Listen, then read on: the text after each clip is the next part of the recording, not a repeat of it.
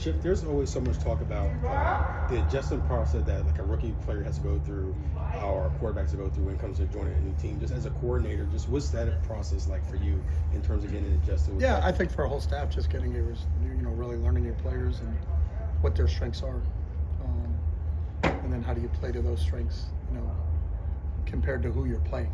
You know what I mean? Like this, hey, this is a great team to throw the ball 60 times against. Well, if that's not your strength, then that may be a great thing to do against them, but that may not work out the way you wanted it to. So, I think the longer you're together, the better understanding you have an understanding of what players do. You learn that some players are inside receivers because being an inside receiver and being an outside receiver are two entirely different things. The picture that they see is totally different. Some guys can really flourish, and there are other guys that gets confusing. So they're better outside looking in than they are inside looking out. Same thing on the offensive line. Like, guys can play because they're athletic enough to play multiple positions, but what is their best position? Trying to sort that part out, as you're still getting ready to play opponents and play teams. So, and as you're sorting that out, what are their strengths? So what do you do? What type of run scheme do you match to the 5 offensive linemen you have? And then obviously you have to adjust, because when you lose Colton, then all of a sudden now you got to add another guy to the mix. So what are his strengths? And without having seen him that long, starting to learn Stone a little bit more and what he can do, where we are with it. So there's that whole process of everybody when you have a new staff that's getting together with new players, even though the players have experience and the staff has experience. We've got a bunch of guys here that have coached the NFL for a while, but we're all learning each other. So that's a process that's always ongoing and will be continuing to be ongoing. And doing some self-evaluation as from the offense during this bye, just what stood out to you, and where do you think this team can take the most necessary strides at? Yeah, again, it depends on who your opponent is, but I think we got to do a better job. The one thing that's hurting us are the STPs, so that's sacks, turnovers, penalties. So, in those categories, and you got to look at them all specifically. So look at every sack that's happened. Was that a byproduct of a good rush? Was that a byproduct of a scheme? Was that a byproduct of a player breakdown? Was that a byproduct of a missed assignment? Same thing with every turnover that happened. What was the reason for the turnover, and how did that happen? And then is there a recurring theme to it? So if there is a recurring theme, then there's an easy fix of how do you do that, or does everyone have its own identity to it? And then the penalty part of it, because when you're not playing downhill football and you're going backwards, so you have a 1st and 10 to a 2nd and 6 to a penalty, so now you're 2nd and 16. Well, 2nd and 16 is a difficult conversion in this league. So, trying to stay ahead. And then why did the penalty occur? Was it a missed assignment? Was it a technique issue? And then detailing it out with the individual players that when that happened to them.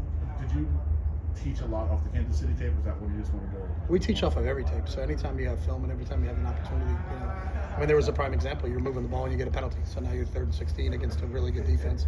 And the issue in that game is if you can't stay on the field, they're going out for 17 play drives, 19 play drives. You're not going to get the ball back for a while the way they were clicking on the offensive side of the ball. So that's all part of it. But you look at everything and you teach off of everything. They're all opportunities for us to improve. I've never been of the thing, let's get rid of that game and bury it, and then let's just move on. Well, then I think you're shortchanging your ability to get better. What happened, what were the reasons that it happened, and let's make the corrections. Chip, as an offensive coordinator, how did not having Jacoby impact you against Kansas City? I think anytime you don't have Jacoby, anytime you don't have Brock, anytime you don't have Colton, 3 of your top players, that has to impact you. But everybody in the NFL deals with the same thing. I don't think there's anybody right now that's playing with the same starting lineup that they started the season with. So that's just part of the deal.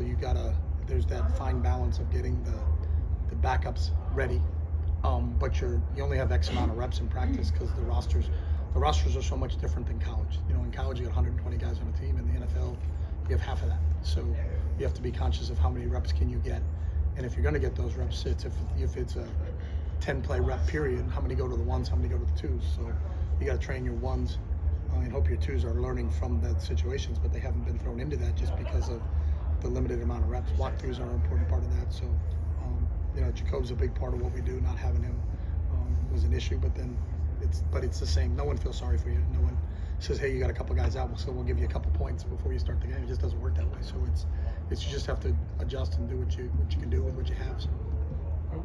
How difficult is it to do what Travis Hunter's doing and trying to learn plays on both sides when you're rookie? Travis is a special player. I got a chance when I was at UCLA to play against him at Colorado, and I think he played every snap on offense and defense in the game, and had an interception, was catching balls, and he's truly a unicorn when it comes to that. I think his competitive stamina is, that's the one thing I always kind of marvel at, because this league is tough and every play counts in this league. And if you're running 60 plays on offense, it's taking everything you have to run those 60 plays on offense. And then you flip around and you got to play defense. Usually when you're done, you drive down the field, you score a touchdown, you get a chance to go sit on the bench and go over what just happened, look at the iPad, talk about what our next operation is going to be and where we're going to get the ball and what that's going to look like. Well, if you're out on the field, that's difficult. So I've always kind of marveled at what he can do. And, I know a lot of people doubt him. I've seen him in person. I don't doubt him. He's a heck of a football player, and it's impressive what he's doing right now. As you get healthy now, with bringing back Brock Bowers and Jacoby Myers, can you go back to yeah, right, exactly. We got practice this afternoon, yeah. Then tomorrow, then Saturday, and then it's the same thing. Like we lost Adam Butler in pregame warm-up after they put the 46-man roster in. And I've been there before. I had a player when I was at San Francisco that broke his leg in warm-ups. And that's all of a sudden you're like, well, you have 3 tight ends dressed. What does that do to your goal line package? What does that do to your short yardage package? Because you can't now put another guy up. So I've always cautioned when they say, hey, you're getting this guy back. My wife says, oh, you're going to get all these guys back. And I said, if it's 1 o'clock and they're standing next to Pete when we're kicking the ball off, then I'm like, yeah, let's go. That'll be good. Conceptually, you saw what it looked like in New England when it was, relatively healthy, and you're getting close to that, hopefully, like you said. Yeah. You talk about it changed sometimes how you called plays without them. Obviously, now it's a readjustment to with them on the field. Yeah. But how excited would you be? No, you're excited. I mean, they're both special players, and obviously integral for what we're doing and for our ability to execute. So, but I also know we have to be mindful of he hasn't played in a while, so you can't put him in there for 75 snaps and just say, hey, we got him back. There's a easing in process with some guys that have been out for an extended period of time. So, a lot of that comes from our sports science department, and we'll consult with those guys. People consult with those guys of, what do you think the adequate rep count is?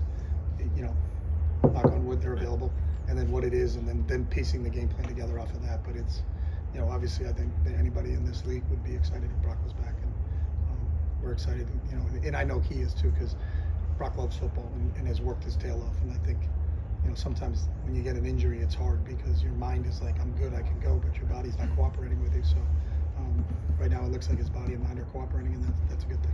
What do you think Tyler Lockett brings to I've seen Tyler for 1 practice, so that was yesterday. I know who Tyler is. He's been an impact player in this league. Did so many great things when he was at Seattle. Coached against him, and he hurt us all the time we played him. So he's a really special player. But when we've actually been on the field, it was yesterday. So we've been a walkthrough with him, with 2 walkthroughs in practice yesterday. So continuing to see what he can do and just grasping. I think the good part about it is him and Gino have a history together. So Gino can kind of explain. And a lot of times in this league, everybody's running the same thing, but somebody may call it one thing, somebody calls it another thing, and so it's just learning the terminology, and he's really sharp. So, excited to see as he progresses during this week how he can help us. Pete always talks about the run game and having an emphasis on it. How important is it to really get that going to be able to open up this offense? I think it's always important to get anything. I think you can't play one-sided. You can't be one-dimensional when you play football. You can't throw it every down. You can't run it every down. You have to be able. If you do it, defenses are too good. If they know this is all this team is going to do is chuck it. Well, the schemes that these people will bring from a pass rush standpoint and coverage standpoint will be very complicated. So you got to be able to not let them hone in and say this is all they do on this down. So you want to be balanced. If you're balanced, that's a good thing. If you're running the ball more, it probably means you're winning, because that means you're in a 4-minute offense, and you're going to run the ball more in a 4-minute offense than you do in a 2-minute offense. So if you're ahead at the end of the game, you're going to get more rushes. If you're behind at the end of the game, you're going to get more throws. So you always want to be on the side of more rushes, because that means you're probably in a 4-minute mode and you're trying to run the clock out. So. That's good. Thanks, Chip. Thanks, Thank guys. you.